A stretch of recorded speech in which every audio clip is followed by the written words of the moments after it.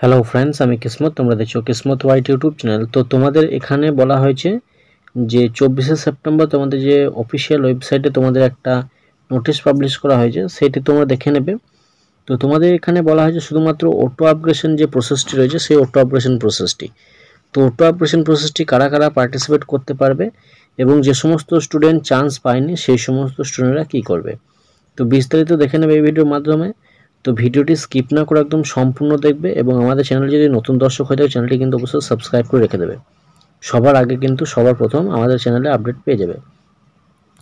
তো প্রথমত তোমাদের আপগ্রেড রাউন্ড যেটি রয়েছে সেটি এখানে শুধুমাত্র কিন্তু যে সমস্ত স্টুডেন্ট অলরেডি অ্যাডমিশন নিয়ে নিয়েছো তোমরা তাদের কিন্তু এখানে আপডেট অর্থাৎ আপগ্রেড হবে। এখানে অটো আপগ্রেশন যে প্রসেসটি রয়েছে সেই অটো আপগ্রেশন প্রসেসটি কিন্তু এখানে করা হবে। তো এখানে কোন কোন অর্থাৎ যে সমস্ত কলেজগুলি রয়েছে সেই সমস্ত কলেজগুলি এখানে অ্যাপ্লাই করতে পারো, কোন কোন কোটাগুলি বলতে পারো। তো এখানে আপগ্রেড রাউন্ডটি হবে শুধুমাত্র গভর্নমেন্ট আইটিআই এবং government ITI running under PTP মোডে যে সমস্ত কলেজগুলি থাকবে সেই সমস্ত কলেজগুলি কিন্তু এখানে তোমাদের কী হবে না, অটো আপগ্রেশন প্রসেসটি কমপ্লিট হবে বা তারা করতে পারবে। এবং যে সমস্ত স্টুডেন্ট অনলাইন কাউন্সেলিংয়ের মাধ্যমে প্রাইভেটে চান্স পেয়েছো সেই সমস্ত স্টুডেন্ট কিন্তু এখানে পার্টিসিপেট করতে পারবে না। তো শুধুমাত্র এখানে গভর্নমেন্ট কলেজে বা গভর্নমেন্ট কোটাতে যে সমস্ত স্টুডেন্ট পেয়েছো তারাই কিন্তু এখানে অ্যাপ্লাই করতে পারবে, আইএমসি কোটা থেকে শুরু করে সমস্ত কিছু। এবং তোমাদের এখানে বলা হয়েছে যদি কোনো স্টুডেন্ট কোনো যে অনলাইন যে কাউন্সেলিংগুলি হয়েছিল এবং যে স্পোর্টস কাউন্সেলিংটি হয়েছে বা সেকেন্ড যে থার্ড ফেজের যে সমস্ত কাউন্সেলিংগুলি হয়েছে, তো সেই কাউন্সেলিংয়ে তোমাদের চয়েস সেকেন্ড চয়েস ফিলিং থেকে শুরু করে ফার্স্ট চয়েস ফিলিংয়ে তোমাদের ফার্স্ট চয়েসে যদি কোনো কলেজ তোমরা পেয়ে থাকো সেক্ষেত্রে কিন্তু তোমাদের কিন্তু অটো আপগ্রেড হবে না।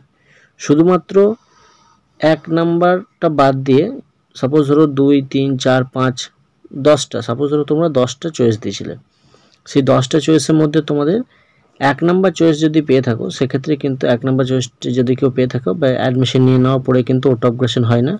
যদি কেউ 2 নাম্বার, 5 নাম্বার, 7 নাম্বার, 8 নাম্বার একের পরে যদি যে সমস্ত সংখ্যার মধ্যে যে সমস্ত ধাপের বা যে সমস্ত লিস্টের মধ্যে যদি কোনো কলেজ পেয়ে থাকো সেক্ষেত্রে কিন্তু তোমরা অটো আপগ্রেশন করতে পারবে। সাপোজ ধরো তুমি 5 নাম্বারটি পেলে সেক্ষেত্রে তুমি 4, 3, 2, 1 এই কলেজগুলির মধ্যেই কিন্তু অটো আপগ্রেশন করলে হয়ে থাকে। 5-এর পর কিন্তু তুমি 7, 8 এরকম কিন্তু যেতে পারবে না, এরকম ধরনের কিন্তু অটো আপগ্রেশন হয়ে থাকে। অটো আপগ্রেশন মানে তোমার র্যাঙ্ক তোমার যে কলেজে যে সাজানো থাকবে সেই সাজানোর উপর দিক থেকে যেখান থেকে পাবে তার উপরের সংখ্যা থেকে তোমরা যেতে থাকবে। এবং 25শে সেপ্টেম্বর যে মপ আপ রাউন্ডটি হবে সেটি কিন্তু এখানে তোমাদের যে র্যাঙ্ক রয়েছে সেই র্যাঙ্ক ওয়েসেই হবে, কারণ এখনও কিন্তু এইখানে কোনো ধরনের তোমাদের নোটিশে কিন্তু তোমাদের কোনো রকম ধরনের আপডেট বলে দেওয়া হয়নি যে কী ধরনের তোমাদের হবে এটি। সাপোজ যেমন র্যাঙ্ক ওয়াইজ না ফার্স্ট কাম ফার্স্ট সার্ভ বেসিসে, সেটি কিন্তু কোনো রকম ধরনের আপডেট কিন্তু এখানে বলে দেওয়া হয়নি। তো আপাতত কিন্তু তোমাদের ফার্স্ট কাম ফার্স্ট সার্ভ বেসিসে হচ্ছে না। তো কলেজ কিন্তু যাচ্ছ তোমরা ঠিকই, কিন্তু অনেক কলেজে কী হচ্ছে ফার্স্ট কাম ফার্স্ট সার্ভ বেসিসে হচ্ছে এবং অনেক কলেজে কিন্তু র্যাঙ্ক ওয়াইজ হচ্ছে। তো তোমাদের যে একটা রিপোর্টিং টাইম দেওয়া হয়েছে সকাল 10টার সময়, সেই সকাল 10টা নাগাদ তোমরা কলেজে পৌঁছে যাবে। সেক্ষেত্রে তোমাদের গেটে একটা টোকেন দেওয়া হবে যে তোমাদের কিনা তোমাদের যে অ্যাডমিশন নেবে বা মপ আপ স্পোর্টস কাউন্সিলিংয়ে পার্টিসিপেট করবে তার জন্য একটা তোমাদেরকে টোকেন দেওয়া হবে। সেই টোকেন অনুসারে কিন্তু তোমাদের কি হচ্ছে না, তোমাদের কাউন্সিলিংটি হচ্ছে। তো এর পরবর্তীকালে যদি কোনো এই 25 তারিখে 25 সেপ্টেম্বর ভ্যাকেন্সিটি ফুলফিল হওয়ার পরে যদি তোমাদের ভ্যাকেন্সি আরও খালি থাকে সেক্ষেত্রে কিন্তু তোমাদের কী হবে, পুনরায় যদি আবার কোনো আপডেট আসে সেক্ষেত্রে কিন্তু আমার যতদূর সম্ভব বা আন্দাজ করে বলা হয়ে থাকে যেটা কিন্তু তোমাদের কি হবে না, first come first serve basis হয়ে যাবে। First come first serve basis কি, যে প্রথমে যাবে যদি সিট খালি থাকে ইলেকট্রিশিয়ান হোক, ফিটার হোক, ওয়েল্ডার হোক, মেশিনিস্ট হোক, সেক্ষেত্রে সেই সিটটি তাকে দেওয়া হবে। যে প্রথম যাবে তাকেই কিন্তু এই সিটটি দেওয়া হবে। তো বেশিরভাগ কিন্তু সিট কি রয়েছে তোমাদের গভর্নমেন্ট কলেজে খুব কম রয়েছে এবং পিটিপি মোডে যখনই তোমাদের কোনো আপডেট আসবে সবার আগে কিন্তু চলে যাবে, কারণ একদিন লেট হয়ে গেলে তারপরে কিন্তু সিটগুলি ম্যানেজমেন্ট কোটাতে কিন্তু পূর্ণ করে না হয়, এটা হচ্ছে মেন ফ্যাক্ট।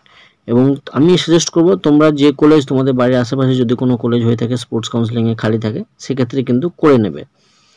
এবং তোমাদের কি কি ডকুমেন্টস ক্যারি করতে হবে, তো এখানে র্যাঙ্ক কার্ড রয়েছে এবং অ্যাডমিট কার্ড, মাধ্যমিক এবং তার সমতুল্য পরীক্ষা তোমাদের যে রেজাল্টটি রয়েছে সেটি নিয়ে যাবে, মাধ্যমিকের মার্কশিটটি নিয়ে যাবে এবং কাস্ট সার্টিফিকেট যদি কেউ দিয়ে থাকো অ্যাপ্লাই করার সময় সেক্ষেত্রে নিয়ে যাবে, এবং একটা কিন্তু তোমাদের ফটো আইডেন্টি কার্ড যেমন আধার কার্ড, ভোটার কার্ড বা তোমাদের মাধ্যমিকের যে অ্যাডমিট কার্ড সেটি নিয়ে গেলে হবে। তো আমি প্রেফার করব আধার কার্ডটি তোমরা নিয়ে যাবে।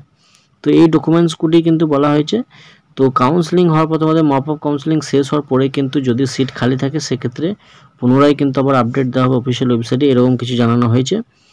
তো কে কোন ডিস্ট্রিক্ট থেকে ভিডিওটি দেখছো জানিয়ে দেবে, এবং সেই ডিস্ট্রিক্ট কতগুলি কলেজ তোমাদের খালি রয়েছে সেই ডিস্ট্রিক্টে আমি নামটা বা লিস্টটা আমি আরেকবার তোমাদের আরেকটা ভিডিওর মাধ্যমে দেখিয়ে দেবো যে কোন কলেজে কতগুলি সিট খালি ছিল প্রিভিয়াসে, এবং সেই সিটে সেই কলেজগুলিতে কতগুলি সিট খালি ছিল, এবং সম্ভবত কতগুলি সিট আরও খালি থাকতে পারে সেটা আমি তোমাদেরকে বলে দেবো। তো আজকে এই পর্যন্তই, ধন্যবাদ।